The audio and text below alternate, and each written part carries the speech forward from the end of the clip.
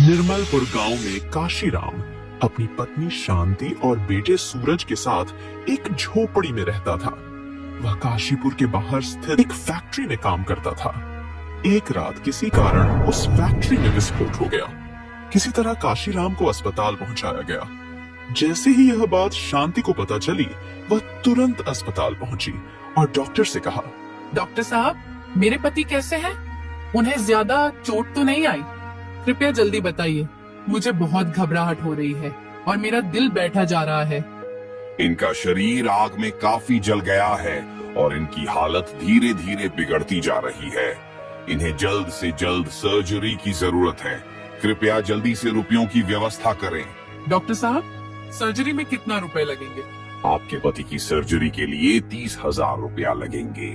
यदि 3 घंटे के अंदर सर्जरी नहीं की गई तो स्थिति गंभीर हो सकती है।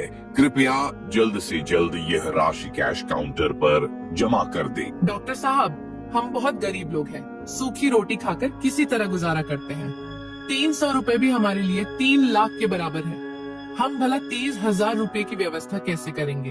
तो एक काम कीजिए, आप अपने मरीज को अपने घर ले जा सकती हैं।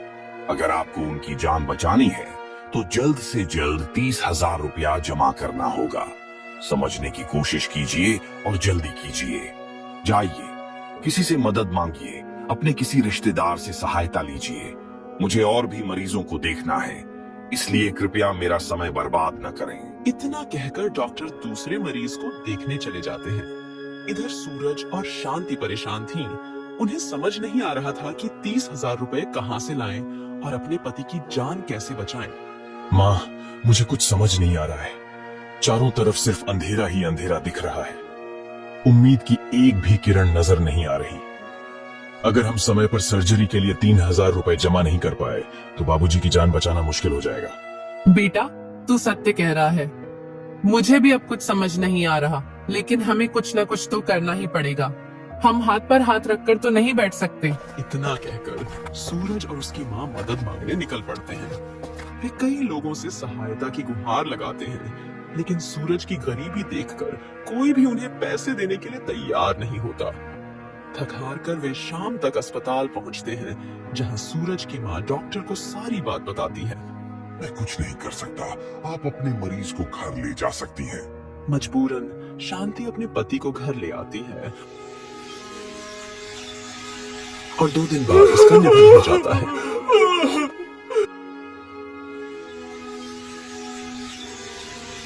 बेटा, आज तेरे पिताजी की मौत सिर्फ 30,000 रुपया न होने के कारण हुई है। अगर आज हमारे पास इतने पैसे होते तो शायद वे हमारे साथ होते, हमें यूं छोड़कर न जाते।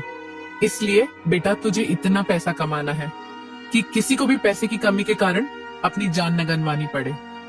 धीरे धीरे समय बीतता है। सूरज कई जगह नौकरी की तलाश में जाता है, लेकिन उसे कहीं भी नौकरी नहीं मिलती। एक दिन जब वह रास्ते से गुजर रहा होता है तो देखता है कि एक वृक्ष के नीचे एक ऋषि महाराज ध्यान मग्न बैठे हैं। तभी एक काला नाग उनकी ओर बढ़ने लगता है। सूरज यह देखकर तुरंत आगे बढ़ता है और सांप को वहां से भगा देता है। तभी ऋषि महाराज की आंखें खुल जाती हैं। उन्होंने सांप को दूर जाते देखा और फिर सूरज की ओर देखकर बोले, धन्यवाद बेटा, आज तुमने मेरी जान बचाई। आओ मेरी कुटिया में चलकर बात करते हैं। बाबा, आपकी कुटिया तो बहुत सुंदर है। ये तो बांस से बनी है। बेटा, यह बांस की कुटिया मैंने स्वयं बनाया है। एक एक बांस को जोड़ जोड़ कर बहुत मेहनत से इस कुटिया को बनाया है। बाबा, क्या मैं यहाँ कुछ दिन रह सकता हूँ? हाँ हाँ बेटा, बिल्कुल रह सकते हो। सूरज उन साधु बाबा के साथ ही रहने लगता है और वह साधु बाबा की बहुत सेवा करता है। वहां पर सूरज ने बांस का घर बनाना सीखा। एक दिन साधु बाबा सूरज से बोले, सूरज बेटा, अब मुझे यहाँ से दूसरे स्थान पर जाना है। अब तुम्हारा घर जाने का भी निश्चित समय आ गया है। लेकिन बाबा, मेरी माँ ने मुझसे कहा था कि बेटा, जब तक तू कोई काम ना सीख लेना तब तक घर लौट कर मत आना। काम तो तुमने सीख लिया बेटा, तुमने बांस का घर बनाना सीखा है। वह भी बहुत मेहनत का काम है। और जब तक तुम अपने गांव जाना तो वहाँ जल्दी बांस के घर बनाना शुरू कर देना। बस यही तुम्हारा काम है।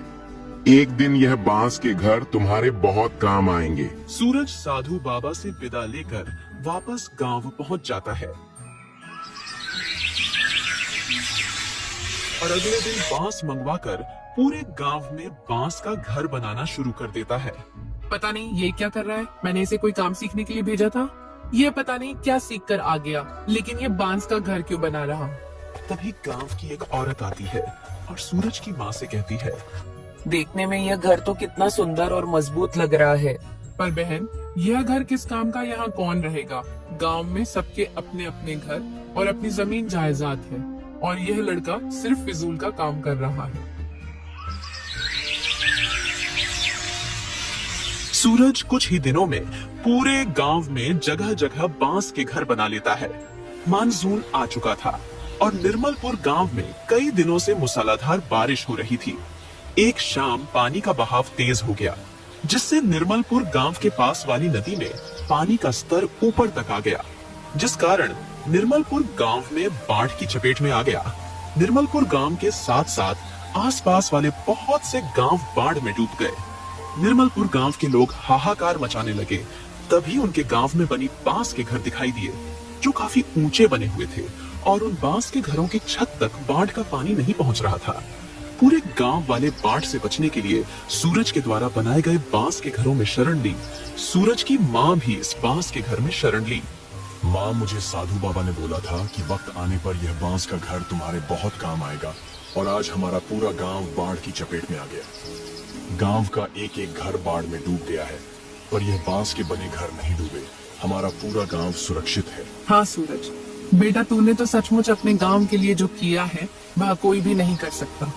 मुझे तुझ पर गर्व है मेरे बच्चे। कई दिन तक गांव के लोग आराम से बांस के बने घर में रहते रहे। फिर सब ठीक हो गया। गांव वालों ने सूरज की बहुत तारीफ की।